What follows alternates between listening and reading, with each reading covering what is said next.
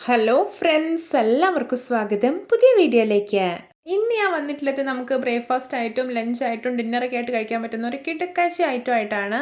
വളരെ ഈസി ആയിട്ട് ഉണ്ടാക്കിയെടുക്കാൻ പറ്റുന്ന മിൽക്ക് പറാത്തയാണ് കേട്ടോ ഞാൻ ഇന്നിവിടെ ഉണ്ടാക്കാൻ പോകുന്നത്. വീഡിയോ കണ്ടിട്ട് ഇഷ്ടപ്പെടുവാണെങ്കിൽ ലൈക്ക് ചെയ്യുക, ഷെയർ ചെയ്യുക, കമൻറ്റ് ചെയ്യുക, ചാനൽ സബ്സ്ക്രൈബ് ചെയ്യാനും മറക്കരുത്. അപ്പോൾ നമുക്ക് നേരെ വീഡിയോയിലോട്ട് പോകാം. ആദ്യം നമുക്ക് മിൽക്ക് പറാത്തയ്ക്കുള്ള മാവ് കുഴച്ചെടുക്കാം. അതിനായിട്ടൊരു ബൗളിലോട്ട് 2 ഗ്ലാസ് മൈദ ഇട്ട് കൊടുക്കാം. ഞാനിവിടെ ഈ ഒരു ഗ്ലാസ്സിലാണ് കേട്ടോ 2 ഗ്ലാസ് മൈദ എടുത്തിട്ടുള്ളത്. ഇനി ഇതിലോട്ട് ആവശ്യത്തിന് ഉപ്പിട്ട് കൊടുക്കാം. ഇനി ഇതിലോട്ട് 2.5 ടേബിൾ സ്പൂൺ നെയ്യ് ചേർത്ത് കൊടുക്കാം. ഞാനിവിടെ ഡാൽഡയാണ് എടുത്തിട്ടുള്ളത്, നിങ്ങൾക്ക് ഏത് നെയ്യ് വേണമെങ്കിലും എടുക്കാം. ഇനി ഇതിലോട്ട് ഒരു മുട്ട പൊട്ടിച്ചൊഴിക്കാം. ഇനി ഇതെല്ലാം കൈ വെച്ചിട്ട് നല്ല പോലെ ഒന്ന് തിരുമ്മി യോജിപ്പിച്ചെടുക്കാം. ഇനി നമുക്കിത് ചപ്പാത്തിക്കൊക്കെ കുഴയ്ക്കുന്ന ഒരു പരുവത്തിൽ നല്ല സോഫ്റ്റ് ആയിട്ടൊന്ന് കുഴച്ചെടുക്കണം. ഞാനിവിടെ ഇളം ചൂടുള്ള പാൽ ഉപയോഗിച്ചിട്ടാണ് ഇത് കുഴച്ചെടുക്കുന്നത്, വെള്ളം ഉപയോഗിക്കുന്നില്ല. അപ്പം നമുക്കിതിലോട്ട് കുറേശ്ശായിട്ട് പാൽ ഒഴിച്ചിട്ട് നല്ല സോഫ്റ്റ് ആയിട്ടൊന്ന് കുഴച്ചെടുക്കാം. ഇപ്പോഴത്തെ മാവ് നല്ല സോഫ്റ്റ് ആയിട്ട് തന്നെ കുഴച്ചെടുത്തിട്ടുണ്ട്. ഇത് കുഴച്ചെടുക്കാൻ വേണ്ടിയിട്ട് ഞാനിവിടെ 1/2 ഗ്ലാസ് ഇളം ചൂടുള്ള പാലാണ് കേട്ടോ എടുത്തിട്ടുള്ളത്. ഇനി നമുക്കിതൊരു 1/2 അവർ റെസ്റ്റ് ചെയ്യാൻ വേണ്ടിയിട്ട് അടച്ചു വയ്ക്കാം. 1/2 അവറിന് ശേഷം മാവ് നല്ല സോഫ്റ്റായി കിട്ടിയിട്ടുണ്ടായിരുന്നു. അപ്പോൾ ഞാനിത് അത്യാവശ്യം വലുപ്പമുള്ള ഒരു 5 ബോൾസ് ആക്കി എടുത്തിട്ടുണ്ട്. ഇനി ഇത് പരത്തിയെടുക്കാം. അതിനായിട്ടൊരു പത്തിരിപ്പലകമേൽ കുറച്ച് മൈദ സ്പ്രെഡ് ചെയ്ത് കൊടുക്കാം. എന്നിട്ട് ഓരോ ഉരുളയായിട്ട് എടുത്തിട്ടൊന്ന് പരത്തിയെടുക്കാം. കനം കുറച്ച് അത്യാവശ്യം വലുപ്പത്തിൽ തന്നെ പരത്തിയെടുക്കണേ. വളരെ കുറഞ്ഞ ഇൻഗ്രീഡിയൻസ് മാത്രം ഉപയോഗിച്ചിട്ട് വളരെ സിമ്പിളായിട്ട് ഉണ്ടാക്കിയെടുക്കാൻ പറ്റുന്ന നല്ല ടേസ്റ്റി ആയിട്ടുള്ളൊരു മിൽക്ക് പറാത്ത റെസിപ്പിയാണിത്. എല്ലാവരും ഇതുപോലെ ഒന്ന് ഉണ്ടാക്കി നോക്കണേ. ഇപ്പോഴത്തെ കനം കുറച്ചിട്ട് അത്യാവശ്യം വലുപ്പത്തിൽ തന്നെ പരത്തിയെടുത്തിട്ടുണ്ട്.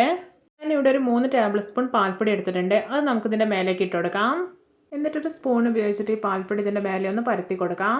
പാൽപ്പൊടിയുടെ ഒരു ഫ്ലേവർ വരുമ്പോഴാണ് ഈ ഒരു പറാത്ത കഴിക്കാൻ ഒരു സ്പെഷ്യൽ ടേസ്റ്റ് ഉണ്ടാവുന്നത്. ഇതിൻ്റെ ഈ 2 അറ്റം ഉണ്ടല്ലോ, ആ 2 അറ്റവും സെൻറ്ററിലേക്ക് ഇതുപോലെ ഒന്ന് മടക്കിയെടുക്കാം. അങ്ങനെ മടക്കി കഴിഞ്ഞാൽ ഇതുപോലെ നീളത്തിൽ കിട്ടും. എന്നിട്ട് വീണ്ടും ഇതിൻ്റെ 2 അറ്റവും സെൻറ്ററിലേക്ക് മടക്കിയെടുക്കാം. അങ്ങനെ മടക്കിയെടുത്ത് കഴിഞ്ഞാൽ ഇതുപോലെ ഒരു സ്ക്വയർ ഷേപ്പിൽ കിട്ടും. എന്നിട്ട് ഇതൊന്ന് പരത്തിയെടുക്കാം. ഇത് നമ്മൾ ആദ്യം പരത്തിയ പോലെ ഓവർ വലുപ്പത്തിൽ പരത്തിയെടുക്കേണ്ട ആവശ്യമൊന്നുമില്ല. ഇത് കുറച്ച് കട്ടിയോടെ തന്നെ അധികം വലുപ്പമില്ലാതെ പരത്തിയെടുത്താൽ മതി. ഇപ്പോൾ ഞാൻ പരത്തിയെടുത്തിട്ടുണ്ട്. ഇനി നമുക്കിത് ചുട്ടെടുക്കാം. അതിനായിട്ട് തവ നന്നായിട്ട് ചൂടായിട്ടുണ്ട്. ഇനി ഇതിലേക്ക് ഒരു 1 ടീസ്പൂൺ നെയ്യ് ഇട്ട് കൊടുക്കാം. എന്നിട്ട് നമ്മൾ പരത്തി വെച്ചിരിക്കുന്ന പറാത്ത അതിലേക്ക് വെച്ച് കൊടുക്കാം. ഒരു മീഡിയം ഫ്ലെയിമിൽ വെക്കണേ, അപ്പോഴിതിൻ്റെ ഉള്ളൊക്കെ നല്ല പെർഫെക്റ്റ് ആയിട്ട് കുക്കായി കിട്ടും. ഇനി ഇതിൻ്റെ മേലേക്ക് ഒരു 1 ടീസ്പൂൺ നെയ്യ് ഒന്ന് സ്പ്രെഡ് ചെയ്ത് കൊടുക്കാം. എന്നിട്ട് ഇതൊന്ന് തിരിച്ചിട്ട് കൊടുക്കാം. ഈ ഒരു മിൽക്ക് പറാത്ത നിങ്ങൾക്ക് കട്ടിയുള്ള തേങ്ങാപ്പാലിൻ്റെ കൂടെ കഴിക്കട്ടോ, സൂപ്പർ ടേസ്റ്റിയാണ്. പിന്നെ ന്യൂട്രലയുടെ കൂടെ കഴിക്കാൻ നല്ല ടേസ്റ്റിയാണ് കേട്ടോ. കുട്ടികൾക്കൊക്കെ അങ്ങനെ കൊടുക്കുകയാണെങ്കിൽ അവർക്ക് നന്നായിട്ട് ഇഷ്ടപ്പെടും. ഇനിയിപ്പോൾ തേങ്ങാപ്പാലും ന്യൂട്രലും ഒന്നും ഇല്ലെങ്കിലും നല്ല ചൂടുള്ള ചായക്കൊപ്പം കഴിക്കാനും സൂപ്പർ ടേസ്റ്റ് തന്നെയാണ്. ഇപ്പോൾ ഇത് നമ്മുടെ മിൽക്ക് പറാത്ത നല്ല പെർഫെക്റ്റ് ആയിട്ട് തന്നെ കുക്കായി കിട്ടിയിട്ടുണ്ട്. ഇനി നമുക്കിത് തവയിൽ നിന്ന് എടുത്തു മാറ്റാം. ഇതിൻ്റെ പുറമേയൊക്കെ നല്ല മൊരിഞ്ഞ ഉള്ളൊക്കെ വളരെ സോഫ്റ്റ് ആയിട്ടാണ് ഇരിക്കുന്നത്.